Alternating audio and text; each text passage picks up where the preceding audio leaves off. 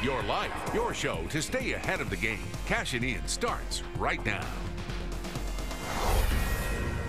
First Greece, then Spain. Now U.S. lawmakers want to raise the retirement age to save the government money. And if you think that'll spark our own riots, wait till you hear this. Someone here says, forget hiking the age when you can receive a Social Security check. We should just get rid of Social Security altogether. Hi, everybody. I'm Cheryl Casoni, and welcome to Cashin' In. Our Cashin' In crew this week: Wayne Rogers, Jonathan Honig, Jonas Max Ferris, along with Tracy Burns, John Layfield.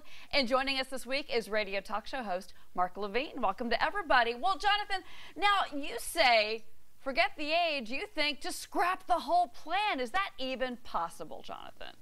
I hope so, Cheryl. I mean, Social Security is by definition a Ponzi scheme. I mean, it is Bernie Madoff on the largest scale. They lock you up for things like this.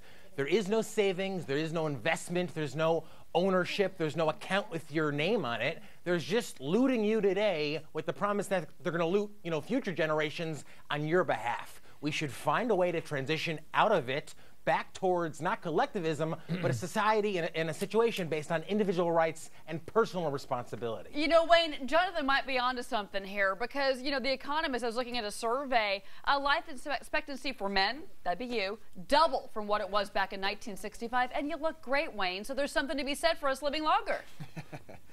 Jonathan is not on to something. Jonathan is on something. He's smoking something that doesn't make any sense at all. That's about as politically reality as flying off to Mars. I mean, Jonathan, there's no chance that's not going to happen. You know it's not going to happen. People who've paid into this system are not going to give that money up. Right. That's just a crazy idea. Find a way to transition out of it. Let me finish, please. Let me finish. The best solution for this is the one that they're proposing, namely to stretch this out. Longevity has increased in the United States enormously.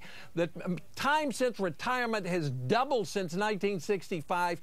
People can afford to live longer. They can afford, therefore, to push this retirement age out 2 or 3 years at least, maybe longer. Maybe it should be even indexed to longevity so that everybody can experience the same thing, and then you can't argue with it. But you know what? But let me go to Tracy Burns on this, because Tracy, over in Greece, they were talking about going from 61 to 63, and there was riots. I mean, can you imagine what happens in this country if we discuss 70 like Mark Rubio in Florida wants to do?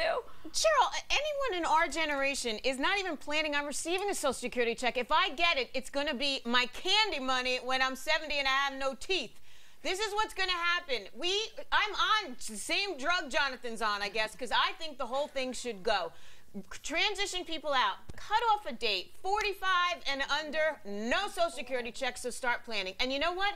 If I put money away, a little money comes out of my paycheck every month, I want to know that I have that money. To Jonathan's point, I don't want it to be part of a Ponzi scheme. I don't want it given out or used to put new toilets in Congress. I will say this, though, Mark. If you look at a state like Florida, $3.5 billion goes into that economy from Social Security. So they're actually benefiting from Social Security spending in that state. When the Democrats were in charge, Social Security had no problem at all. Does anyone remember Al Gore's lockbox? I mean, Saturday Night Live made fun of it. The Republicans made fun of it. But the idea was really very simple. Take all the money that people pay in Social Security taxes and save it for Social Security. It's a crazy idea. And, of course, George Bush broke into the lockbox, spent it all on his buddies and oil and pharmaceuticals and 2 wars and tax cuts for the rich. If you just give the money back, Republicans, we'd have plenty of money. Give us the money back. Don't break into our lockbox. John?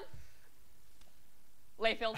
I'm down here in Florida right now, where apparently George Bush probably had something to do with the oil spill, according to Mark as well, because he had something to do with everything else. This is President Eisenhower and his Congress are the ones who first got rid of this lockbox idea, because they thought this money would never be used because there was so much of it. And now it has become a Ponzi scheme. When this has eradicated poverty among elderly people, this is a good thing, but there is no way, Tracy and Jonathan is right, there is no way this is going to be paid for. We are going to default on this debt. No, we're not. Right, well, we're not going to default on it if we deal with it at a normal time. We don't wait for the Greece crisis to happen. I mean, it's not really a Ponzi. It's a chain letter. It does require more people to be into it to transfer money to other people. The problem is it's completely manageable without raising taxes by pushing the age off. I don't see why this is such a big deal. You just keep moving the age off until it's funded by itself, and you don't have to raise the payroll tax. It does keep some people who aren't going to save out of poverty.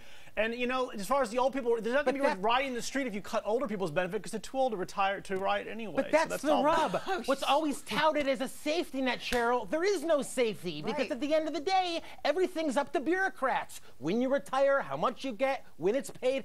You know, where is the safety in a system like that? You know what, Mark, let me tell you something here. Let me go to Mark Levine on this one because, Mark, you know what? Most people my age, maybe a little bit younger, Tracy, I think, echoes my sentiment here. I don't think I'm going to have Social Security when I'm old and gray. I'm going to need something else. Cheryl. That's why I'm in the markets right now, Cheryl, Mark. don't worry. The law says you're required to get Social Security. The only way you won't get Social Security, Cheryl, the only way you won't get it is if Republicans are elected and they do what Jonathan wants and they end Social Security. Right now, the law requires them to pay you. And for all the years of Republicans stealing our Social Security money and spending on other things, it's okay with me if you fund Social Security as you're required by law to do. This is a bipartisan mistake. Around the clock, everybody's to blame here. You cannot consistently blame Bush for all our faults at this point. It is so over. It is so over, and it's so tired. We should respect it's so tired. You know, Wayne, I mean, the point really, that's a good point, though. It is on both sides of the aisle. You can't pick a party when it comes to the mess of Social Security. That was a big difference, though. Let's not pretend there was no difference. Gore Bush. You're Gore won a lockbox. Both parties, broke into it. No. Mark, change your name from Levine to Levin, then we'd understand you. Anyway, you're right. You're absolutely right, Cheryl, in the following sense. Yes, it's unrealistic to do this. It's not going to happen. The Democrats and the Republicans are equally guilty of robbing the store. And the only way to correct this, Mark, you can shake your head all day long. You ought to turn it around. That's what you ought to do because you're wrong. And the Republicans have done it. The Democrats have done it too, and everybody's doing it. It's not a party problem. It's not the party. Thievery that goes on. And Jonathan, I'm talking. We heard you. I know that. We know it's not the party. We've said that.